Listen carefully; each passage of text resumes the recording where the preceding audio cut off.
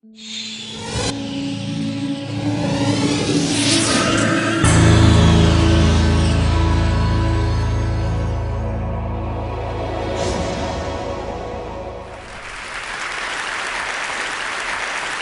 tell you a little bit about irrational behavior, not yours, of course, other people's. After being at MIT for a few years, I realized that writing academic papers is not that exciting. You know, I don't know how many of those you read, but it's not fun to read and often not fun to write, even worse to write. So I decided to try and write something more fun. And I came up with an idea that I would write a cookbook. And the title for my cookbook was going to be Dining Without Crumbs, The Art of Eating Over the Sink. And it was going to be a look at life through the kitchen. And I was quite excited about this. I was going to talk about a little bit about research, a little bit about the kitchen. You know, we do so much in the kitchen, I thought this would be interesting. And I wrote a couple of chapters and I took it to MIT Press and they said, you know, cute but not for us, go and find somebody else. I tried other people and everybody said the same thing, cute, not for us. Until somebody said, look, if you're serious about this, you first have to write a book about your research. You have to publish something, and then you'll get the opportunity to write something else. If you really want to do it, you have to do it. So I said, you know, I really don't want to write about my research. I do this all day long. I want to write something else, something a bit more free, less constrained. And this person was very forceful and said, look, that's the only way you'll ever do it. So I said, okay, if I have to do it, I had a sabbatical. I said, I'll write about my research if there's no other way, and then I'll get to do my cookbook. So I wrote a book on my research, and it turns out to be quite fun in two ways. First of all, I enjoyed writing, but the more interesting thing was that I started learning from people. It's a fantastic time to write because there's so much feedback you can get from people. People write me about their personal experience and about their examples and what they disagree and nuances. And even being here, I mean, the last few days, I've known really heights of obsessive behavior I never thought about, which I think is just fascinating. I want to tell you a little bit about irrational behavior, and I want to start by giving you some examples of visual illusion as a metaphor for rationality. So think about these two tables, and you must have seen this illusion. If I ask you what's longer, the vertical line on the table on the left or the horizontal line on the table on the right, which one seems longer? Can anybody see anything but the left one being longer? No, right? It's impossible. But the nice thing about visual illusion is we can easily demonstrate mistakes. So I can put some lines on, doesn't help. I can animate the lines, and to the extent you believe me, I didn't shrink the lines, which I didn't, I've proven to you that your eyes were deceiving you. Now, the interesting thing about this is when I take the lines away, it's as if you haven't learned anything in the last minute. You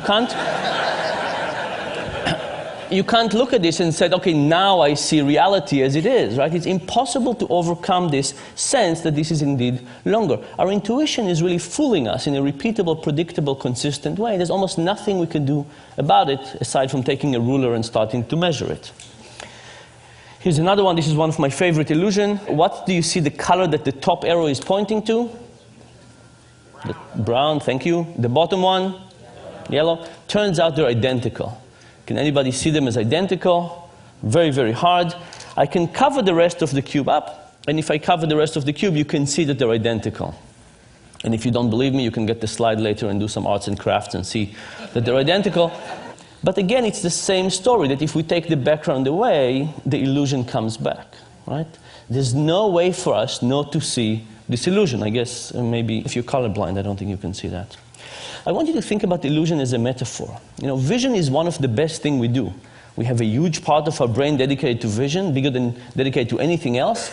We do more vision, more hours of the day than we do anything else. And we're evolutionarily designed to do vision. And if we have these predictable, repeatable mistakes in vision, in which we're so good at, what's the chance that we don't make even more mistakes in something we're not as good at? For example, financial decision making. Something we don't have an evolutionary reason to do, we don't have a specialized part of the brain, and we don't do that many hours of the day. And the argument is that on those cases, it might be the issue that we actually make many more mistakes. And worse, not have an easy way to see them. Because in visual illusions, we could easily demonstrate the mistakes. In cognitive illusion, it's much, much harder to demonstrate to people the mistakes. So I want to show you some cognitive illusion, or decision-making illusion in the same way. This is one of my favorite plots in social sciences. It's from a paper by Johnson and Goldstein. And it basically shows the percentage of people who indicate that they would be interested in giving their organs to donation. And these are different countries in Europe, and you basically see two types of countries. Countries on the right that seems to be giving a lot, and countries on the left that seems to be giving very little, or much less. The question is why? Why do some countries give a lot and some countries give a little? When you ask people this question, they usually think that it has to be something about culture, right? How much do you care about people? Giving your organs to somebody else is probably about how much you care about society, how linked you are. Or maybe it is about religion. But if you look at this plot, you could see that countries that we think about as very similar actually exhibit very different behavior. For example, Sweden is all the way on the right, and Denmark, that we think is culturally very similar, is all the way on the left. Germany is on the left, and Austria is on the right. The Netherlands is on the left, and Belgium is on the right. And finally, depending on your particular version of European similarity, you can think about the UK and France as either similar culturally or not. But it turns out that from organ donation, they're very different. By the way, the Netherlands is an interesting story. You see, the Netherlands is kind of the biggest of the small group. Turns out that they got to 28% after mailing every household in the country a letter begging people to join this organ donation program.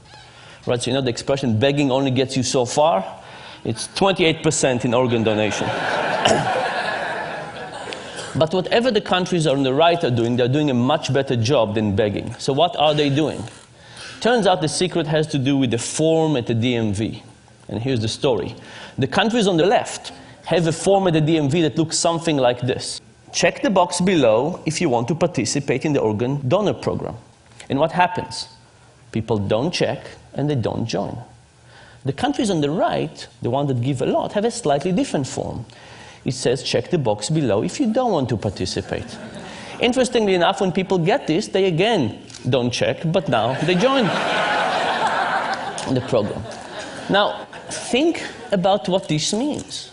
You know, we wake up in the morning and we feel we make decisions. We wake up in the morning and we open the closet and we feel that we decide what to wear, and we open the refrigerator and we feel that we decide what to eat. And what this is actually saying that much of these decisions are not residing within us. They're residing by the person who's designing that form. When you walk into the DMV, the person who designed the form will have a huge influence on what you'll end up doing. Now, it's also very hard to intuit these results. Think about it for yourself. How many of you believe that if you went to renew your license tomorrow and you went to the DMV and you would encounter one of these forms, that would actually change your own behavior? Very, very hard to think that it will influence us, right? We can say, oh, these funny Europeans, of course it would influence them. But when it comes to us, we have such a feeling that we're at the driver's seat. We have such a feeling that we're in control and we are making the decision that it's very hard to even accept the idea that we actually have an illusion of making a decision rather than actual decision. Now, you might say, you know, these are decisions we don't care about. In fact, by definition, these are decisions about something that will happen to us after we die. How could we care about something less than something that happens after we die? So a standard economist, somebody who believes in rationality, would say, you know what? The cost of lifting the pencil and marking a V is higher than the possible benefit of the decision, so that's why we get this effect. But in fact, it's not because it's easy, it's not because it's trivial, it's not because we don't care, it's the opposite. It's because we care, it's difficult, and it's complex, and it's so complex that we don't know what to do. And because we have no idea what to do, we just pick whatever it was that was chosen for us. I'll give you one more example for this. This is from a paper by Redelmeyer and Shafir. And they said, you know, would this effect also happens to experts? People who are well paid, experts in their decisions, do it a lot. And they basically took a group of physicians. And they presented to them a case study of a patient. And they said, here's a patient, he's a 67-year-old farmer, he's been suffering from a right hip pain for a while. And then they said to the physician, yes, you decided a few weeks ago that nothing is working for this patient. All these medications, nothing seems to be working, so you refer the patient to hip replacement therapy, hip replacement, okay? So the patient is on a path to have his hip replaced. And then they said, half the physician, they said, yesterday, you reviewed the patient's case and you realized that you forgot to try one medication. You did not try ibuprofen. What do? Do you pull the patient back and try ibuprofen, or do you let them go and have hip replacement? Well, the good news is that most physicians in this case decided to pull the patient and try ibuprofen. Very good for the physicians. The other group of the physicians, they said, yesterday when you reviewed the case, you discovered there were two medications didn't try out yet, ibuprofen and piroxicam. They said, your two medications didn't try out yet. What do? You let them go, or you pull them back. And if you pull them back, do you try ibuprofen or piroxicam? Which one? Now, think of it. This decision makes it as easy to let the patient continue with hip replacement, but pulling them back all of a sudden becomes more complex. There's one more decision. What happens now? Majority of the physicians now choose to let the patient go to hip replacement. I hope this worries you, by the way, when you go to see your physician. The thing is that no physician would ever say, piroxicam, ibuprofen, hip replacement, let's go for hip replacement. But the moment you set this as the default, it has a huge power on whatever people end up doing. I'll give you a couple of more examples of irrational decision making. Imagine I give you a choice. Do you want to go for a weekend to Rome, all expenses paid, hotel, transportation, food, breakfast, a continental breakfast, everything, or a weekend in Paris? Now, weekend in Paris, weekend in Rome, these are different things. They have different food, different culture, different art. Now, imagine I added a choice to the set that nobody wanted. Imagine I said a weekend in Rome, a weekend in Paris, or having your car stolen. Now, it's a funny idea, because why would having your car stolen in this set influence anything? But what if the option to have your car stolen was not exactly like this?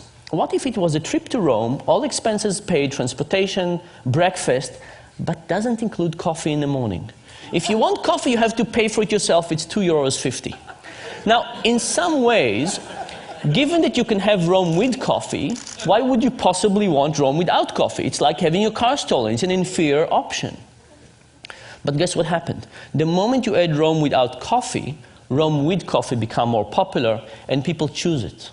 The fact that you have Rome without coffee makes Rome with coffee look superior, and not just to Rome without coffee, even superior to Paris. Here are two examples of this principle. This was an ad from The Economist a few years ago that gave us three choices. An online subscription for $59, a print subscription for $125, or you could get both for $125.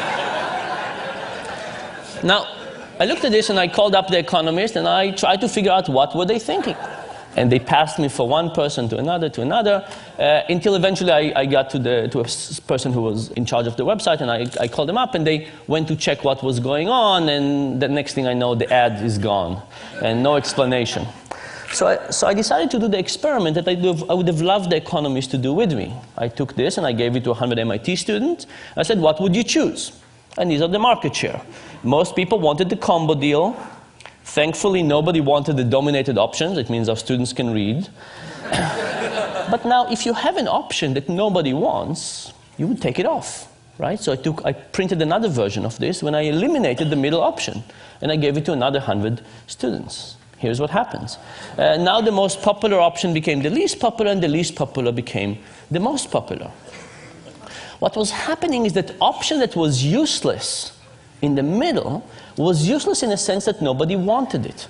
But it wasn't useless in the sense that it helped people figure out what they wanted. In fact, relative to the option in the middle, which was get only the print for $125, the print and web for $125 looked like a fantastic deal. And as a consequence, people chose it. The general idea here, by the way, is that we actually don't know our preferences that well. And because we don't know our preferences that well, we're susceptible to all of these influences from the external forces, the defaults, the particular options that are presented to us, and so on. One more example of this. People believe that when we deal with physical attraction, we see somebody and we know immediately whether we like them or not, attracted or not. This is why we have these 4-minute dates. So I decided to do this experiment with people. I'll show you graphic images of people, not real people. The experiment was with people. I showed some people a picture of Tom and a picture of Jerry, and I said, who do you want to date, Tom or Jerry? But for half the people, I added an ugly version of Jerry. I took Photoshop and I made Jerry slightly less attractive. The other people, I added an ugly version of Tom.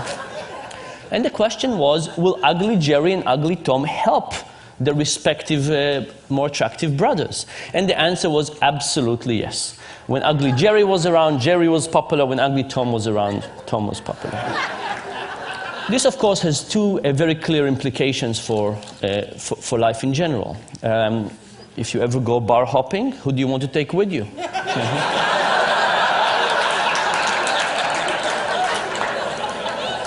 You want a slightly uglier version of yourself. Similar, but slightly uglier. And the second point, of course, is that if somebody else invites you, you know how they think about you.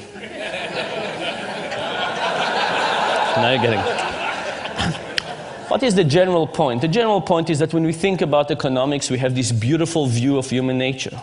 You know, what a piece of work is man, how noble in reason. We have this view of ourselves, of others.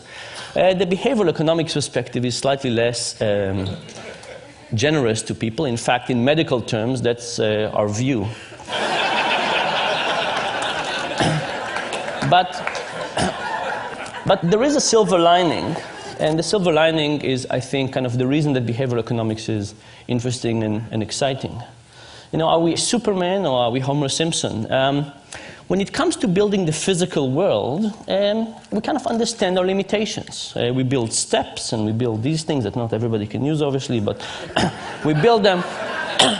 We understand our limitations and we build around it.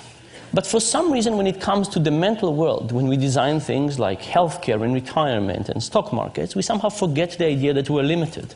And I think if we understood our cognitive limitations in the same way that we understand our physical limitation, even if they don't stare us in the face in the same way, we could design a better world. And that, I think, is the hope of this thing. Thank you very much.